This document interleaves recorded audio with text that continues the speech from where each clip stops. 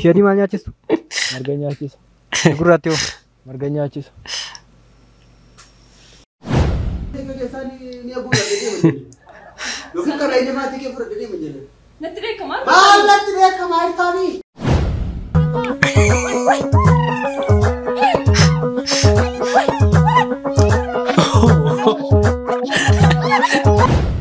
Akkam kabajamtoota daawwattoota kiyyaa kun daawwachaatti kan jirtan chaanaalii keessan Efi React.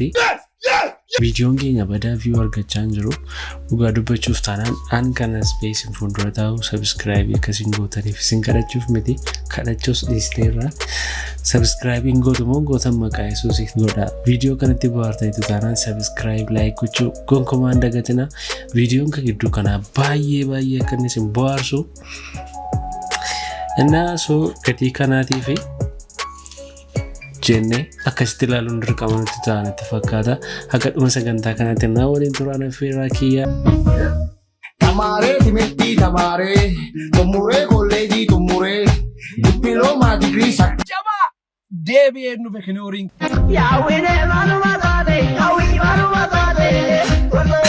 Innaatu maal taate sister? Maalta xeenaan keen xabbaqamaa giniyaati. Amiroo kee wasadde si godhaa gisee naka shotte si godhamoo maalinni maal taate rakkina kee nutti himee izbiin chiggiri keessii fi mangistiinis chiggiri keessii baay'iko maal taate gilciidhuma isaa firritti godhitu nutti himee maaltu hoolaatti si aan xalaxalaa hoolaa irratti maaltu si asmasaxa cirraashii bara hoolaan dabbaramee gisee tokko jalaa deema fan goote fiddeerra ciifte hoolaan isa kamidhaas ijjammar hoolaan isa gubbaati moo isa jalaati hoolaan dhumayyuu adda baafachuu dadhabneera dingirgir maaltu akka seexana guyyaa salaataan bahee giraasii aggaabbaa maaltu akka waraabessa guyyaa keessaa sa'aatii torbaan bahee akkatti biyya keessa naanna'u xeenaa kee dhabdee hoolaatti si naanneessa. Astakaakkalee anchi nunus xoqqooriin nunus fogoriin astakaakkalee astaakalta. Kana nyaatta. Gasoo inta'u bakka inta'u. Kan maaliiti mee? Hoolaan isa gubbaate moo isa jalaati dhugama jedhee isa gish keenya hoolichumti yoo adda ba'uu qaba. Wayyoo hirkoon biyya alaa deemuu fi xiyyaa dhiiseedha. Wayyoo hirkoo maal tiyya bakka barana si barbaaduun ko. Kasnee deddeebisaa ta'a. Ana wajjin akkasitti haasoftu? Wabsee deemaa kana inni. Amala keessa reeffadhu. Maali yaasi wallatti haasoftan akkasitti biyya kanaan deeman jedhe malee onnee kee keessaa ni aguudhadhe deeman jedhe. Yookiin kana inni maatii kee fudhadhe deeman jedhe. Natti beekamaa? Maal natti beekamaa hirtaanii?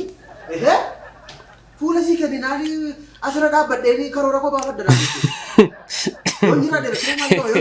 Seekan irratti baay'ee irra dhaabbachuuf hin ta'a addeerkoo kun innumti yoo akkamitti yaadenne garuu mataan dhumeera maala gooture mucayyoo tiyyaan baqqaatu baatee sirra jaachuu dandeessi kan kollee baay'ee guutuudha har'a kanatu xinnoo sin dhosse malee gowwaan gaafa jaarsummaa deemu jedha.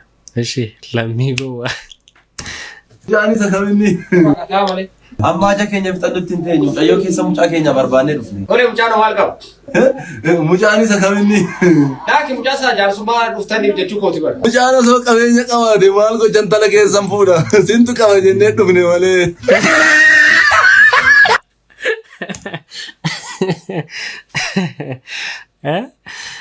Jaanis akkaminni. Amma aja keenya fixadhutti hin teenyu mucayyoo keessa mucaa keenya barbaannee dhufne. Olee mucaan maal qaba? Mucaanis akkaminni.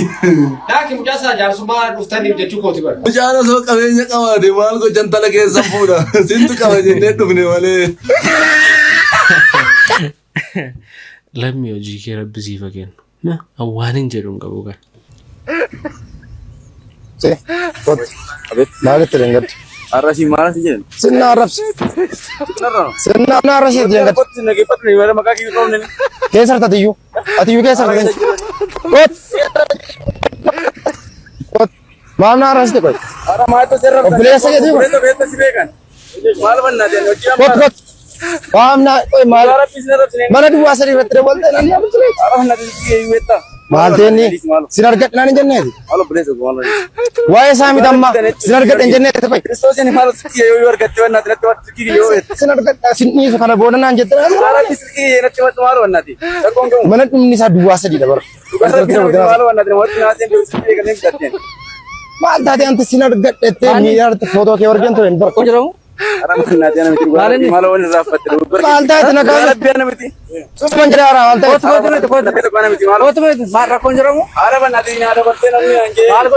Maaltee sin argadhe sin ajjeesan aan jetta. Kootune bira. Kootune dubbis. Ayyaanni kun ayyaana gaarii siifaa ta'u firankii taate tokko. Firankii taate biyya waraabamaa jira. Kallanna na qoosaa jira. Firankii taate firankii taate.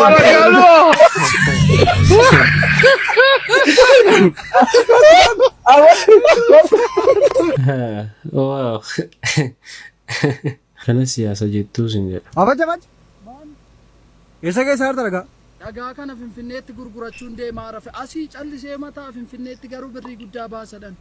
Asii kaatee Finfinneetti gurgurtaa kiiloomeetira 600 irraa fagaanneerra Finfinneerra. Rakkoo qabare kanaan dura ji'a sadiitti dhagaa 2 geeffadheetaniyyuu achi kaa'ee dhufe. Akkasitiin guurtee Finfinneetti geessitee makiinaa guuttee gurguratta? Kanaan dura 2 geeffadheera amma 2tti dabala waggaa 4 keessatti achitti biyaajoo tokko naa guutuu danda'a. Maal si galche akka hin jijjiiramne barbaadda miteeti. Wow, sammuun isaan jiru baay'ee. Waggaa 4tti biyaajoo tokko guuttatee innaan kanarra maaltu barbaachisa? Jammaruu laataniyyuu ka'e.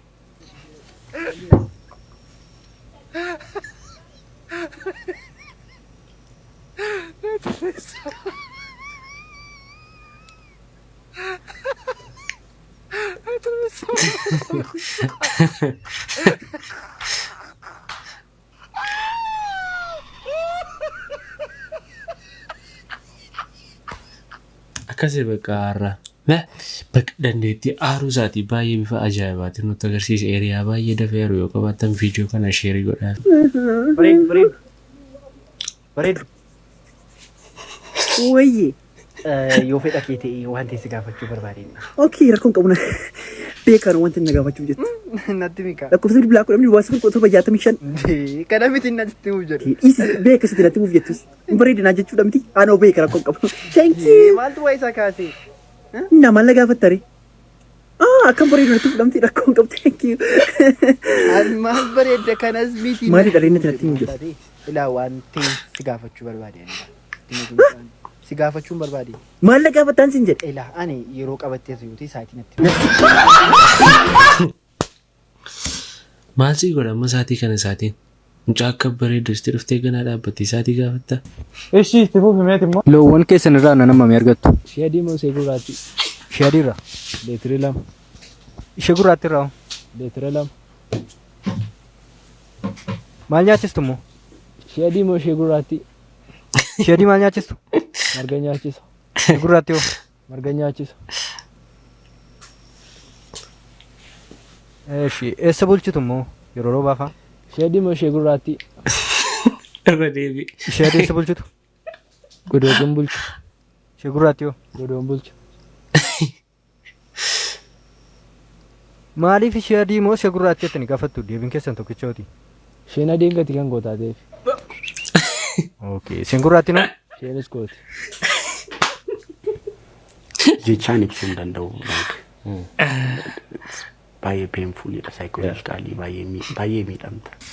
Ofiisaatii garuu sa'a sagamanne sa'a sadaalacha. Ofirraa hanfatee namichi gidduutti isa caaleen jiru baay'isoo.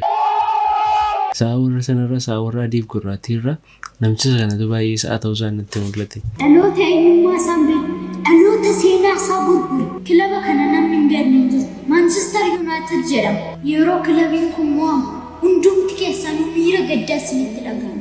Taphataan tokko akka miidhamu hin barbaaddan yoollee taphataan tokko miidhame torbee tokkicha waa'ee taphataa sunii callaqamtu. Asitti garuu gaafa obboleessi kee rakkatu itti goreellee namni tokko dhukkuba isaa kan isan gaafanne kun jireenya maal jedhamu. Obboleessi obboleessa isaarra caalchisee faranjii baargama kubbaa dhiittuuf dhiphatu kun jireenya maaliif jedhama. Waaw, ergaa ajaa'ibaati. Artistii keenya qaalii kadhannaadhaan bukkee jirra. Viidiyoon irraa kun namoota 6 kiiloodhaan kiiloo 6, 4 kiiloodhaan kiiloo 4 jedhanii hojjetan. Akka kutaa amoorifaa tokkotti fudhachuu dandeessu. Akka kootti kiiloo 6, kiiloo 4 jedhanii dubbachuun dogoggora guddaadha. waa lama sadiif. Tokkoffaa amooriffaadha. Kallattii maal 6 kiiloo 4 kiiloo kan jedhu irraa hiiknee dubbachaa jirra. Lammaffaa utuma ta'eeyyuu maqaan hin hiikamu seerluga afaan kamii keessatti iyyuu jechuudha. Sadaffaa bakkeewwan kan afaan Oromootiin waamuu barbaanna taanaan caffee araaraa jechuu dandeenya 4 kiiloodhaan, caffee tumaa jechuu dandeenya 6 kiiloodhaan. Kanaan al 6 kiiloodhaan kiiloo 6, 4 kiiloodhaan kiiloo 4 jechuun hin ta'u. Sirrii miti. Tokkoffaa maqoota kan 6 kiiloo kan jedhu kana gara kiiloo 6tti 4 kiiloo kan jedhu gara kiiloo 4tti jijjiirree gaafa dubbachaa adeemnu adeemsa keessa maqaa isaanii isa jalqabaa kan ganamaa caffee araaraa caffee tumaa kan jedhu san irraanfachaa adeemna. Lammaffaa immoo dogoggora seerlugaas dogoggora afaanis hojjechaa adeemna jechuudha. Kanaaf haqa jeelfannu 6 kiiloo afaan Oromootiin waamuu barbaanne yoo ta'e kiiloo 6 jennatu hin taane caffee tumaa jenna. 4 kiiloo afaan Oromootiin waamuu barbaanne yoo ta'e kiiloo 4 jennatu hin taane caffee araaraa jenna jechuudha. Waaw yaada ajaa'ibaati. Namooti maqaa kutaa kanaa kiiloo 6 kiiloo 4 jettan viidiyoo kana irraa wartanii maqaa isaa ganamaatiin akkasii waamtan isinitti namana.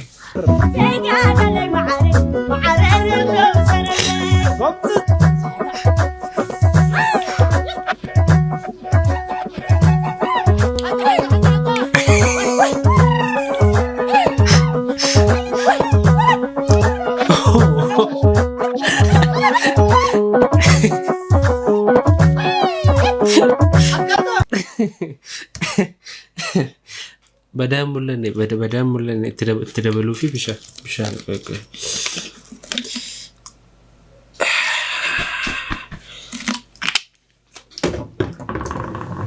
akkam amma mul'ata hojii kee Rabbi siif laatu si.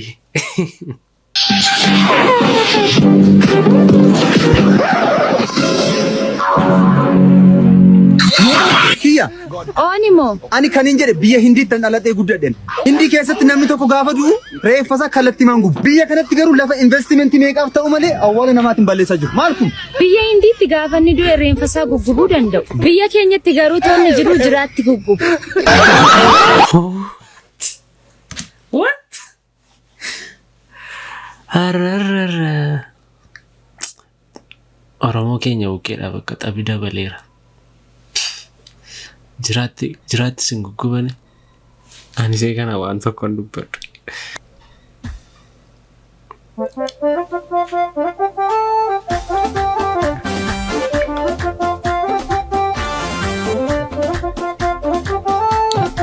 Look, action kan isee baay'ee namatti tola.